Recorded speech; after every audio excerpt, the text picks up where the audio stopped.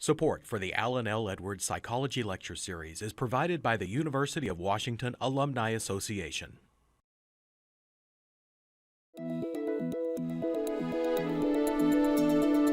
The Science of Psychology in the Real World. Made possible through an endowment from noted University of Washington professor Alan Edwards, whose half-century of research, teaching, and writing transformed psychological research. Tonight, Part 2 of Ecopsychology, Reinventing the Human-Nature Relationship in the Digital Age, featuring researcher and paleontologist Scott Sampson. It is my pleasure to introduce Dr. Scott Sampson, Research Curator at the Natural History Museum of Utah, University of Utah. Scott Sampson is a dinosaur paleontologist, evolutionary biologist, and science communicator. He was recently appointed Vice President of Research and Collections and Chief Curator at the Denver Museum of Nature and Science. Most of Scott's research has focused on the ecology and evolution of Cretaceous dinosaurs, and he has conducted field work in Kenya, Zimbabwe, South Africa, Madagascar, Mexico, the United States, and Canada. He has published numerous scientific and popular articles and has lectured extensively to audiences of all ages on many topics, including paleontology, evolution, and connecting people with nature. In 2012, he published an article titled "The Topophilia Hypothesis," in which he argued that humans possess a genetic bias to form emotional bonds with nearby nature. Scott was the primary scientific consultant and on-air host of the four-part Discovery Channel series Dinosaur Planet. He is presently serving the same pair of roles for the hit PBS Kids television series Dinosaur Train, produced by the Jim Henson Company. Scott is author of the general audience book Dinosaur Odyssey, Fossil Threads in the Web of Life, published in 2009, and is now writing a new book about how people connect with nature. Please join me in welcoming Dr. Scott Sampson. Thanks, Scott. Appreciate it. Well, thank you all very much. It's a pleasure to be here. I'd like to thank Peter Kahn for the invitation to join him on this stage tonight. That's an honor. I'd like to thank all of you for being here and for sticking it out for 2 lectures, which is not a trivial thing, I get that. So I'm going to try and keep mine relatively short and sweet and upbeat so that hopefully not so many of you will fall asleep. Psychology, as Peter talked about, has largely been a practice that has addressed only human-human interactions. The whole natural world really has been outside the purview of psychology until the last few decades, when people have started to realize that we grew up, we evolved as a species for the last 200,000 years within a natural milieu, and that must have had some impact on us that we need to take into consideration. And maybe that's a critical thing, and so I'll address that tonight. So I'm going to do my presentation in 3 parts. In the first part, let's call it crisis, pathway, and dream. So in the first part, I'll talk about the crisis, which I regard as one of the most important and most overlooked of our time, the separation, the perceived separation of humans from nature. In part 2, pathway, I'll talk about the path that we might take back toward connecting people with nature. And then finally, in part 3, dream, I will dream a little bit about where that pathway might lead us, what the future might look like, and then hopefully we can continue that dreaming aspect in the discussion to follow. But before I get to any of that, I'd like to tell you a little story, which will reveal a little bit about me. In the mid-1960s, when I was 4 years old, I grew up relatively close to here in Vancouver, British Columbia, and as you can relate to, somebody was whistling over there, thank you very much for that. As you can relate to, you don't get that many really sunny days in springtime in the Pacific Northwest, and this happened to be a sunny spring day, and my mother decided she wanted to take me to a place called the Frog Pond, which was in a forest just a few blocks from our home. So we did that, this beautiful sunny day. We entered the forest. It was still dripping with water because it had been drizzling for months, probably without end. And I remember walking on this loamy path, and it's one of my earliest memories, maybe my first memory my whole life. And I was walking along this loamy path. We finally get to the Frog Pond, and we went there on this day because my mother had heard that it was full of tadpoles. So I looked at her and I said, "Can I go up?" And she nodded, and I walked up to the edge of the pond. And I looked down and I couldn't see anything. I looked at her and she said, "Well, get closer." And I got closer and I kneeled down, and before me I could see, all of a sudden it came into focus, and there were thousands and thousands of tadpoles. And I reached in and I picked up a handful of them, and I could feel them squirming in my hands and falling back in the water. And I picked up another handful. And being, of course, a kid and boy to boot, I stepped into the water, and had to pick more up. And I stepped in, and I remember there was a moment when one of my boots flooded. And my first thought is, oh my God, there's tadpoles swimming around in my boot. And I looked back at my mother, and she told me years later that she thought at that moment of calling me back, but she didn't. And I kept walking. The other boot flooded. I kept walking until the water was over my waist. Now, most mothers wouldn't allow this today. My mother got in the water with me. Got to give her kudos. So there I am. I'm standing up past my waist in the middle of a frog pond, surrounded by all these tadpoles. And I had, for the first time in my life that I recall, of course it's my earliest memory, I had this feeling that there was no separation between me and the rest of the world. And I remember it sticking with me to this very day. And I couldn't articulate it at that age, but it was a very powerful memory. And it took place in a forest not unlike this one. And as you conveyed earlier, you all have had probably similar kinds of experiences. That experience was foundational for me. It was one of many that was camping and getting outdoors.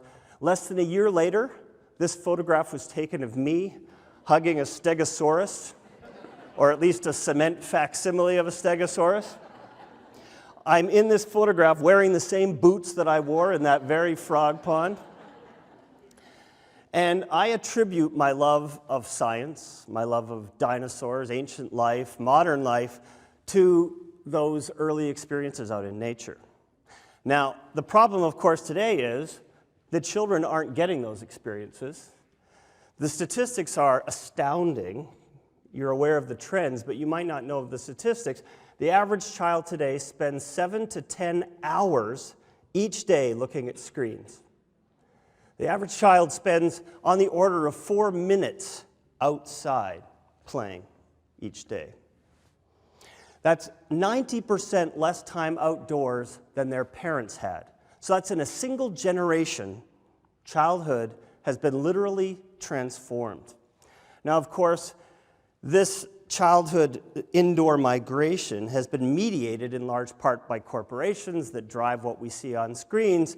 So it may not be surprising, but it still blew me away to find out that a study revealed that the average child can name on the order of 1,000, can identify on the order of 1,000 corporate logos and less than a dozen plants native to where they live. So that shows you some of the effect of this effective house arrest that we've put children on in this generation. So what are some of the effects? Heart disease, diabetes, obesity, depression. This generation of children growing up may be the first in Western civilization's history that has a life expectancy less than that of their parents.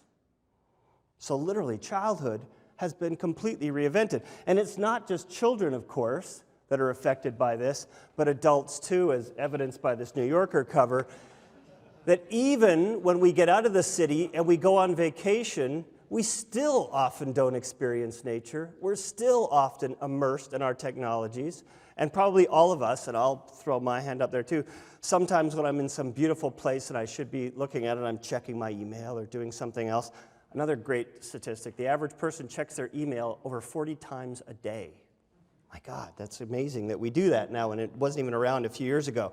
So, this is what's happened to separate humanity from nature. So how do we embrace nature on the one hand and technology on the other? Right now, technology is winning the battle for sure. And this is leading to a crisis not only for humans, but for the other side of the human-nature relationship. Now, this won't come as news to you. I'm a scientist. I say these things all the time to people. But the statistics are still amazing that if you take business as usual, as it's called, and extrapolate for the rest of this century, the planet will warm up on the order of 3 to 4 degrees. Sea levels will rise so that coastlines will be flooded around the planet. Those hot temperatures will lead to desertification inland so that humanity is squished between these rising tides and these deserts inland, and there will be human suffering on a scale that we can't even imagine. Meanwhile, business as usual, on the order of 1/2 of all species currently alive will be extinct by the end of the century if we go where we're going. Now, these are the kinds of doom and gloom statistics that I and my scientific colleagues have been saying for a very long time with little to no effect. Yes, there's more awareness, but there's very little in the way of action. We're really not turning the corner on this and improving things even though we could. And I think this speaks to the problem that the sustainability crisis is not a crisis of communication. Most people know that we are hellbound at some level. Even children know today, and when they probably shouldn't. They get to learn that very early. The sustainability crisis is not a crisis of technology. We have most of the technology we need, if not all of it, to become sustainable, but we're still not doing it. Why? Because in my view and the view of many others, the sustainability crisis is a crisis of consciousness, which makes it square in the purview of psychology. Now, what do I mean by consciousness? We are under the delusion that humanity is separate and above nature. This is a view that's ironically been driven by science at the very same time that science has demonstrated that we are fully and inextricably embedded within nature. But for the last several centuries, and it's been building, we see ourselves as outside nature. So nature for us isn't relatives, even if we accept the notion of evolution. Nature to us is resources. Nature isn't subjects to be admired, it's objects that are there for our exploitation. Nature's one large supermarket in this viewpoint. And it's interesting, but this viewpoint, as I said, only a few centuries old, and it's kind of this abnormality that's driven in part by a metaphor. Now, I want to bring up metaphors a couple of times tonight because the work of George Lakoff and other linguists has demonstrated that our conceptions, our understandings of nature are as much driven by metaphor as anything else. Metaphors are how we construct the world. So to give one of the most famous examples, we think of time as money. We talk about spending time, we talk about investing time, we talk about living on borrowed time. Our notion of time is money, and that dictates how we think about time. And it's very different from indigenous cultures around the world. In the same way, we think of life as machine. And this is passed down to us once again through science. We think of life in the natural world in general, and the universe as a whole, as being dead and inanimate and soulless for the most part.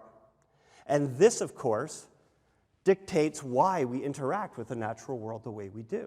So I'm going to argue that we need new and improved metaphors to help guide our interaction with the natural world. Now, as mentioned, this view of nature as machine and us being outside and above nature as dominating it is a relatively new idea, that for the vast majority of human existence, we have lived in hunter-gatherer cultures, small bands, living in intimate contact with nature. And I think the evidence, the anthropological evidence, is very strong that we did not come to dominate the earth, so to speak, by separating ourselves from nature, but rather humanity spread from Africa around the world over a short period of time, beginning about 65,000 years ago, by becoming intimate with the natural world. Hunter-gatherers know amazing details about the places they live. Predators, prey, tubers, what seasons to get things, etc. They are embedded in the details of the nature of place. And we have much that we could learn from that. Imagine then, if having evolved in intimate contact with nature, we need it to be healthy. And not just, as Peter was talking about earlier, to be healthy human beings because, it decreases your stress level and brings down your heart rate. What if we need it for healthy development in the same way that we need a mother-infant bond? Now, there's a lot of psychological studies over even the last 15, 20 years, which have demonstrated that this bond is critical, that having a strong mother-infant bond is a better indicator of success and health later in life than an IQ test. So this bond is essential to our human health. What if bonding with the natural world is the same thing and we're not doing it? And what if that is having detrimental effects on how we interact with the natural world? Well, I'm going to argue that that's the case. And if you want to change people's behavior, telling them facts won't work. That's why this whole doom and gloom approach that I've been part of the echo chamber of hasn't worked. And if you wonder why, just look at marketers. Marketers are, like many of whom are psychologists. I apologize to the psychologists in the room. Marketers understand that the way to get to people is through their hearts. So if you look at a car ad, they don't talk too much about horsepower statistics and 0 to 60 acceleration speeds. They show you beautiful people driving the vehicle through pristine natural landscapes. They try and get your heart. Well, if that's true, if we need to engage people emotionally about nature, what's the emotion that we need to foster? And I would argue that that emotion is love, which might sound a little ironic for a scientist to be talking about. But Stephen Jay Gould, another scientist, actually another evolutionary biologist, once said, "We cannot win this battle to save species and environments without forging an emotional bond between ourselves and nature. For we will not fight to save what we do not love." Now, I buy that. I think if we're going to become sustainable, we need to care about the places we live. And right now, we're not even outside experiencing those places. A screen looks the same in Spain or Zimbabwe as it does in the United States. We need to get to know these places. And I've spent the last 4 years researching a book about how people connect with nature. Now, I work in the realm of science communication, natural history museums, and I assumed when I started to look at this, there must be a vast literature because there's countless organizations in every city in this country and other countries around the world that claim to be connecting children and adults with nature. So I thought, gotta be like huge literature. There isn't. There are a number of isolated papers out there, but certainly no general summary, and not really much literature to go on. So I've been thinking about this for a few years, and I've come to the conclusion that there's 3 elements that are critical, and those are the 3 elements that indigenous peoples also use to connect with nature. They are what I call the 3 E's: experience, ecology, and evolution. Now, let me just say right up front that I'm using ecology and evolution here in non-traditional terms, not as subsets of biology, but in the most expansive way possible. Ecology in the sense of interconnection and interdependence. Evolution in the sense of deep history and story. And I'll come back to these in just a moment. So let's look at each of these individually. First, the notion of experience. This is arguably the most important element to connect people with the natural world. We need firsthand, multi-sensory, direct experience in nature. Now, you can look at this beautiful image and admire it, but now imagine going to this place, taking off your shoes and socks, walking in that water, stepping on the slippery rocks, picking up a slug. Now, compare that experience to anything that you might, at this point in time anyway, experience in technological nature, and there's really no comparison at all. And I think to build up upon what Peter was arguing, there's sort of 3 kinds of human nature experience. There's this experience of the wild, which is really any kind of nature, the way I'm talking about it, any kind of nature that is beyond human control or outside human control. There's domestic nature, which is the kind of nature that we are in control of. So this includes dogs and cats, it includes livestock, it includes gardens, vegetable, all these things that are part of domestic nature. And then finally, as we heard earlier from Peter, there's technological nature, like this museum exhibit, and other reconstructions of the natural world. And I think, as Peter pointed out, there's great evidence that wild nature can be the most powerful at forming a strong emotional bond. And yet these other forms of nature can be very important as well. And I'm going to argue there's a role for all three of them. So that's experience. The second E is ecology.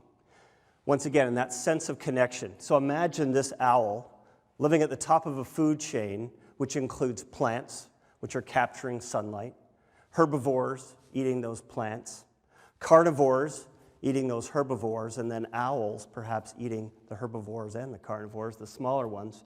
And then all of these organisms die and decay and go back into the soil with the help of decomposers to help the next generation. That's ecology, but it leaves out something fundamental, us. We are part of the ecological realm, and if we put ourselves within nature, all of a sudden that makes sense. You see that you are, and yet we have no idea, most of us, how deeply interconnected. Every breath that you're taking is nature. The last meal you had, the water you're drinking, all nature too. But it goes beyond that, our interactions with nature. You may or may not know that your body is composed of on the order of 100 trillion cells. Big number. About 90% of those cells, 90 trillion cells, are non-human cells, bacterial and fungal cells. That means that although you like to think of yourself as human, you are 90% bacterial. Now, you probably have this urge to run out and go have a shower. Trust me, you need these bacteria. You have 700 different kinds of bacteria in your mouth alone, and you have a whole different bacterial flora in you than the person sitting next to you, which is really cool as well. Plus, you need all these bacteria to help you digest food, to keep out intruders, all kinds of things. But think about it. You're not an isolated person. You're a bipedal colony.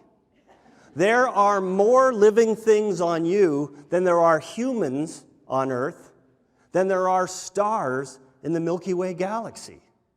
And that inner ecology connects without fail, just completely confluently with the outside world. So ecology is a critical element of all of this. Getting back to metaphors, the dominant metaphor now that we use to talk about ecology is a wonderful one, the web of life. And we think about each one of these organisms as a node or a strand in this web, and everything's connected, and it's very nice because you get a sense that if you rip out too many threads, the web can fall apart. It's very good, and yet it's limited. It's a static metaphor, not dynamic, which the world is. It only taps into a single moment in time. It's ecological time, sort of you capture an ecosystem at a moment and represent it in a web. So it doesn't really show how things change over time. So it's got some limitations. So that's why in addition to ecology, which is horizontal with regard to time, we need to add in a vertical element, which is evolution. So here's another metaphor, a metaphor that goes all the way back to Charles Darwin, the tree of life. We now know that we're part of this extremely arborescent tree, this gorgeous, all these branches. It's been evolving for 4 billion years, and we are one of the terminal branches, one of the branches at the end of this tree that's still going today after 4 billion years. All life forms on Earth do share a common ancestor that goes way back. This is a fantastic and an amazing insight that should be informing the arc of our lives. But as I said, even for those of us who accept the notion of evolution, which is only about half of the US population, we still don't go outside and look at those dogs or trees or whatever and think, hey, that's my relative, right? Even though it is. So this is another metaphor that I think can be a powerful one, evolution. But I take the notion of evolution and go much further with some of my colleagues, Thomas Berry, Brian Swim, and others, where I take it all the way back to the Big Bang on the order of 14 billion years ago. We are part of a single unfolding story that's been unfolding for 14 billion years, that starts with particles, then goes to stars and galaxies, which then give rise to planets, which at least here in this local part of the Milky Way galaxy led to life, bacteria, multicellular life, eventually invertebrates, vertebrates that came out of the water onto land, and eventually leading to mammals and primates and us. So Carl Sagan was right. We are star stuff. But that's the trivial part of the story. We're earth stuff. We're bacterial stuff. We're fish stuff. And we're primate stuff. It's all in us right now. Genetically, you share about a third of your genes with pick your tree of choice outside. About a third of your genes are shared with the trees. That's a phenomenal thing that, once again, we don't really appreciate. And I think understanding that story could be critical. So here is another metaphor then, to go with the web of life, to go with the tree of life. It's what I call the whirlpool of life. And when you think about a whirlpool for a moment, it's a temporary concentration of energy in a background flow of a river or a stream. And it gathers, lasts for a little bit, and then dissipates back into the flow. It's very difficult to define where the whirlpool ends and the stream begins. You are not a machine. You are not a web or just a strand in a web. You are a whirlpool. We are all temporary concentrations of energy which last for a short time and then dissipate back into the flow. We need metaphors that help to express this dynamism, this change through time. And you can use this same metaphor to describe a species, an ecosystem, or the whole biosphere.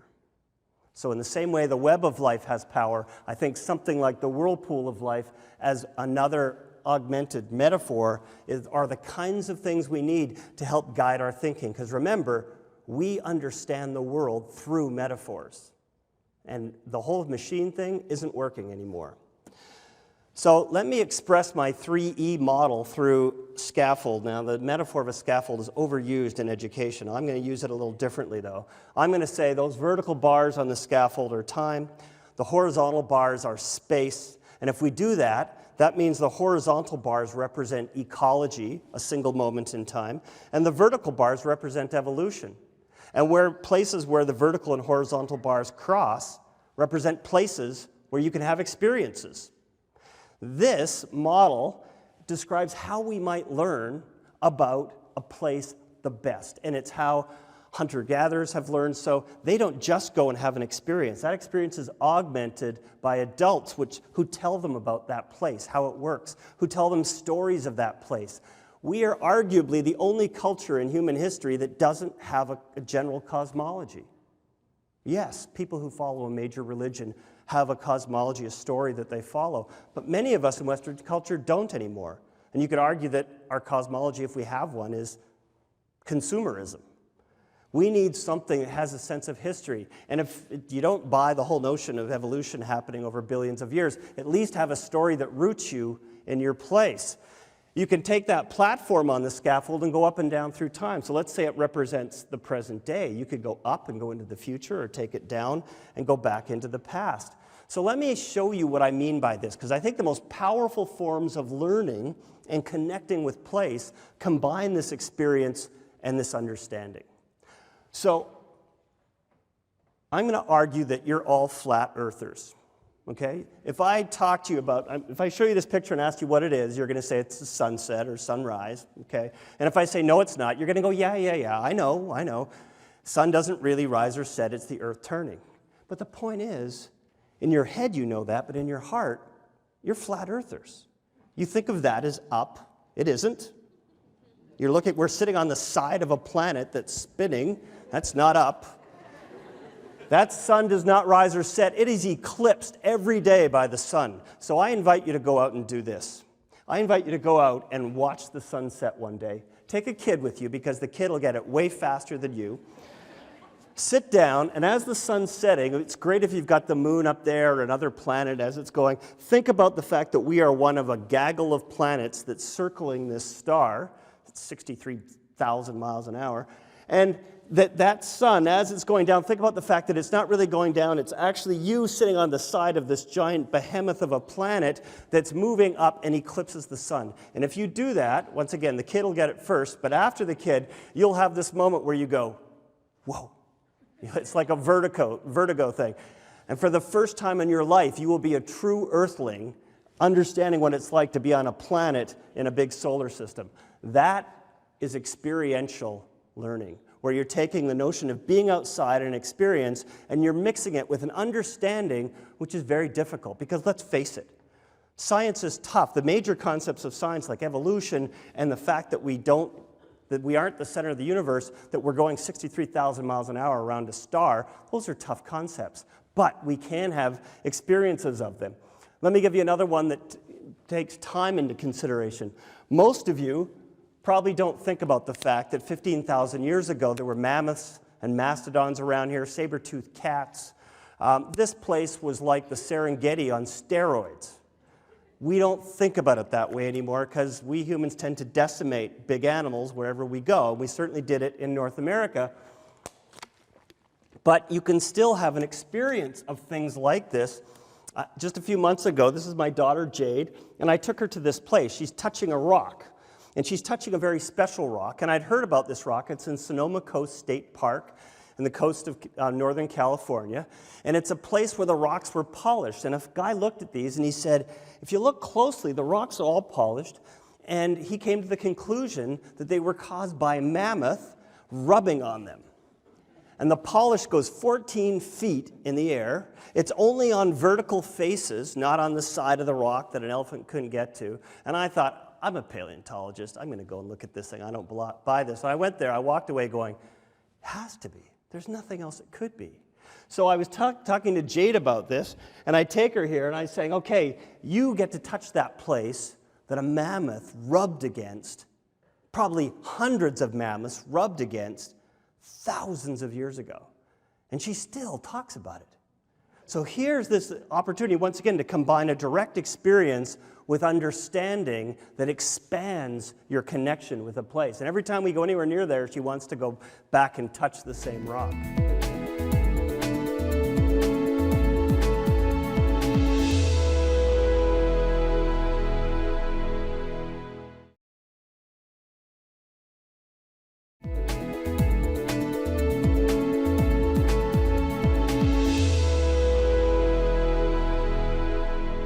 So, one of the things that I do, I get to host this kids show on PBS, as Scott mentioned, called Dinosaur Train. And I am always telling the kids, I have a tagline at the end of every show that says, get outside, get into nature, and make your own discoveries. And I had no idea when I started doing this if television could help kids turn off the television and go outside. And I'm very happy to report that it does. And one of the things that I always talk about are birds, because birds aren't just closely related to dinosaurs. They are the direct descendants of dinosaurs, and therefore, in a real sense, they are backyard dinosaurs. Dinosaurs aren't extinct. With more than 10,000 living species of birds, there's more different kinds of birds around today, or dinosaurs today, than there are mammals. Dinosaurs are everywhere, and they're amazing. So this hummingbird is a close relative of Tyrannosaurus rex.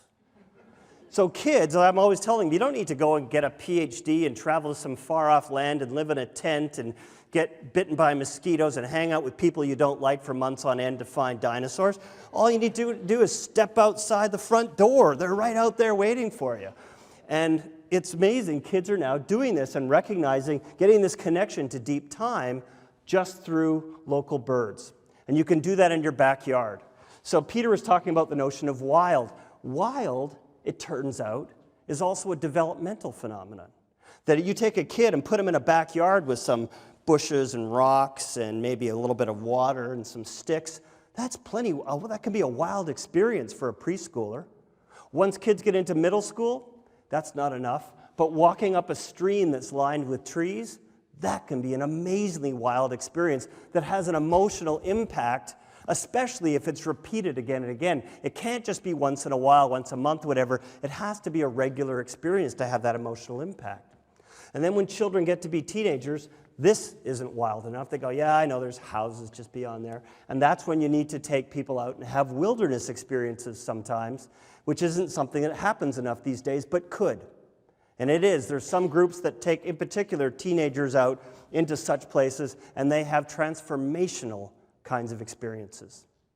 And yet, when it comes to wildness and connection with nature, this is always going to be a rare experience, which means that we need to, at some level, connect with nature in cities or not at all. And that's a problem, because we've built cities effectively as temples to our separation from nature. So we're going to have to rethink the notion of cities if we're really going to foster a deep connection between humans and nature. And this takes me to the last part of my presentation, the notion of dreaming. A few weeks ago, I asked my daughter, Jade, if you think about the future, imagine yourself, you're 75 years old, like really old as your grandmother, incredibly ancient, and she's 10 and she's looking at me, she says, yeah, okay, I'll try. And I said, if you think about that deep, deep future, is the earth kind of the same as today? Is it better or is it getting worse? And she looks at me and she goes, it's getting worse, Daddy. And I look at her and I'm just kind of stunned and I said, what? Who told you that? I want to go find them, and because I certainly didn't tell her that. She goes, well, everybody knows that, Daddy. It's getting warmer, it's hotter all the time. It's going to be worse to live here by the time I'm 75. Most adults have the same perspective. We have a post-apocalyptic view of the future. We have a Mad Max and Hunger Games view of what the future will be like, fed by the media. When was the last time you received a vision of something like this? A future of cities that are rich in nature, a place where it's wonderful to live, that we could actually be heading to this. Martin Luther King Jr. taught us that no movement can be successful unless you present a vision that people want to move toward. We aren't doing that. We need to articulate that vision again and again and in different ways so that people can see that, yes, I've got a direction that I believe in that I want to move toward. Because this 14 billion year story that we're part of, the coolest thing of all is that it's unfinished. And the decisions that we make every single day will help determine the outcome of that story in this little corner of the universe. And that's something that we can portray to kids too. It doesn't have to be a doom and gloom scenario. It can be a scenario that is rich in nature. And I think we need to think about urban renaturing and doing it through all three avenues where we invite wild nature in. Now, of course, there's problems, and it's happening all over the place with deer out east and actually in the west, what am I talking about, all over the country, with coyotes coming into the city, with wild turkeys, beavers making dams and causing flooding. And yet, we need these wild nature experiences, things like birds, and there's lots of ways to invite them into our lives. We need more domestic nature. That's trees that we plant in cities and we take care of. That's urban gardens, it's vegetable gardens that we're growing. We're getting our hands in the dirt, actually understanding that food isn't just coming from packages. So adding that domestic nature to our lives. And finally, it's important to add technological nature. In this case, the Sydney Opera House is an organic form that people have a sensibility about, that they argue about what it's most like, but it's primarily an organic thing. And technological nature is any representation of nature that we create that also gives us that feeling of a sort of an emotional or deep connection. We need to combine all three of these elements and do so in creative ways, ways that we are just beginning to imagine if we're going to have a sustainable future.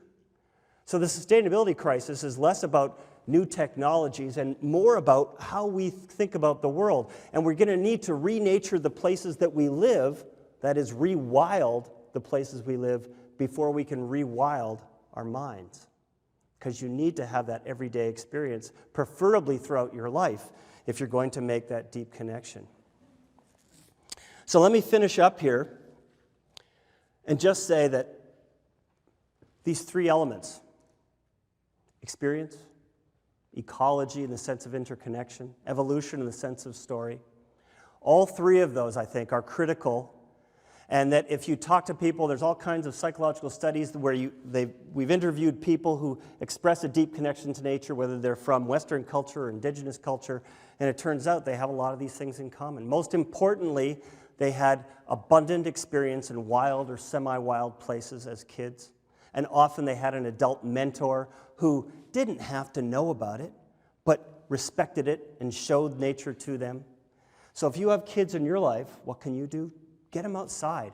We're all too busy, we're all overscheduled, but we need to carve out time to give kids abundant, unstructured time, and especially as young kids, playtime outside. Because once again, the psychological literature is clear, particularly for preschool age kids, early childhood, that we learn, our brains form in large part through the action of play. and that natural environments lead to far more creative play, imaginative play, than indoor environments, in part because there's so many loose pieces to play with in nature. So having that direct experience is key, but the understanding is important too. We need to help kids understand how their place works, where their food comes from and their water, where their wastes go to.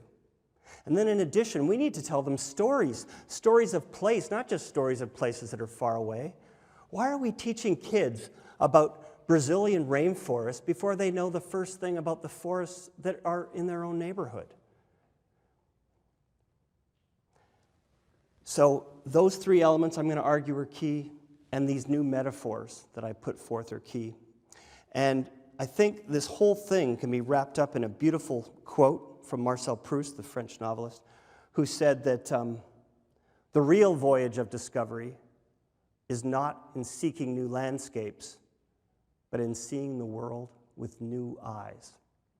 And I think that's what we can do. That's what we can help people with. We need to bring up the next generation of kids to see the world in ways that we can barely imagine.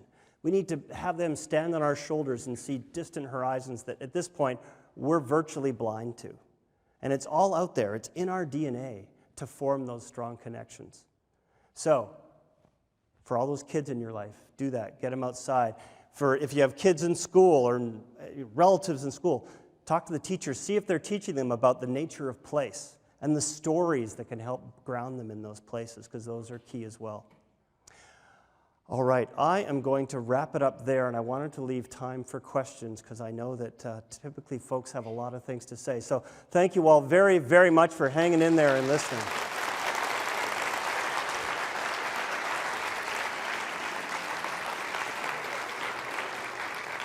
So thank you. We have these two microphones. Feel free to come and line up, and we'll go back and forth between the microphones. And if you could try and state your questions succinctly, we'll get more questions in, and that would be wonderful. Yes, please, get us started. Sure, thank you for coming. I have a question about urban design, urban planning. Do you have any especially compelling examples where cities have taken some of these ideas and incorporated into their designs for structures, infrastructure, and helping connect people with nature in an urban environment? Yeah, it's funny. I am all about that now. I just accepted this job to go to the Denver Museum of Nature and Science, and I'm doing that because I basically presented a vision about taking the city of Denver and renaturing that city. And there's already an amazing infrastructure there of green stuff that connects everything from the inner city out to the national parks, but really hasn't been brought together. So that's one thing I'd like to do there. So I've been researching that. There's a great book called Biophilic Cities, which I have in my bag. I can't remember the author's name, but there's a lot of really great examples in there. Seoul, Korea, basically daylighted a river that went through the middle of the city and completely made this green corridor, completely changed the city, and it's now recognized as one of the most nature-filled cities in the world. Copenhagen, Helsinki, Finland. These are all cities that tend to be dense with people. That is, the people are crammed into small areas. They're very walkable. They're places where often half the trips are done on foot or by bicycle, not by car. And they're places that are also rich in nature and in the architecture as well. So all kinds of architectural elements, adding daylight, adding natural components to the architecture, lots of plants, etc. So there's another book. What's the Stephen Kellert book? Biophilic Design is another book that does the same thing. So biophilic cities, biophilic design. Next question, yes? I've had experience with young children and slightly older and even teenagers trying to teach them about nature and taking them out and on hikes and walks. And I was wondering if you could give us your opinion and advice on how to deal with situations where they start to go a little too wild and start trampling and tearing off leaves and going a little bit beyond your tadpole story and actually killing or injuring things. I mean, I of course I say, well, don't do that, but then you have to temper that with not wanting to come down as being lecturing and kind of ruining the experience for them. Yeah, you see, I'm probably the wrong guy to ask, because I'm the guy who's going to be out there tearing up the leaves and breaking branches off and stuff. So there's this thing right now in our national parks and a lot of the park system that's a do not touch model, sort of look but don't touch, leave everything undisturbed. And to some extent, I don't agree with that. I think that you need to interact firsthand with the natural world to form that kind of connection. And if you're walking on a perfectly groomed trail with nature off to either side and you're not even allowed to touch that leaf or rip something off, it's really hard to form that emotional connection. So yes, you have to protect natural places so they're not destroyed. But I think it's possible to put aside certain areas where folks are allowed to go. And that's not really happening yet. So in terms of getting kids involved, I think there's lots of ways to sort of get that energy under control. There's a couple of things that can happen, especially with teenagers, if they haven't had a lot of experience in nature. A, they might go crazy, or B, they'll just stand there and go, so when can I have my cell phone back? Because like I want to text some people. And so I think we need to come up with activities. If you've never had experience in the natural world, then it's not going to be very engaging for you. You're completely shut down. Your senses aren't open to anything. So there's things you can do. Great things. One of them is to get kids and blindfold them, take a rope and tie it through a section of forest with trees and have them work their way along the rope and give them stations where they have to figure out what something is in nature, whether it's a rotting log or a bush or water or whatever. And kids will get engaged like that, you know? Or kick the can. I mean, how many of you play kick the can as a kid? Talk about an engaging game and do it in a natural area. Kids are all about that, and they can have a tremendous time. So on the one hand, I agree with you, we have to be careful and not let kids go too crazy. On the other, I think it's important to take kids to places where they can have unstructured time, where they can climb trees and run around and get in the water and things like that. Thank you. No problem. Next question. Hi. It struck me how much you were, in fact, talking about a new mythology, so to speak, and because you were saying, you know, we need all these metaphors to inspire us spiritually, to use our scientific knowledge to get things done. So it was weird that, you know, it was more of about a new mythology that's not necessarily traditional, what we know now, and it has something to do with, I don't know, maybe Mother Earth. You know, there's ancient tribes and cultures that really talk about Mother Earth, which we, you know, we don't really address. So do you think we need to start bringing that back? Or, It's a great question, and thank you for asking it. I love the notion of using science to connect us spiritually. As a scientist, there's a lot of people who go, huh, how do you do that? And a lot of people see them as opposites. I don't. So here's my perspective on that. This universe story, Earth story, universe, it's got all these different names. The immense story is one of the names I use that tells basically from the Big Bang to the present day. That is the best science as we understand it. We can be as confident of the general outline of this story as if I let go of this bottle, I'm pretty confident what direction it's going to go, right? Right.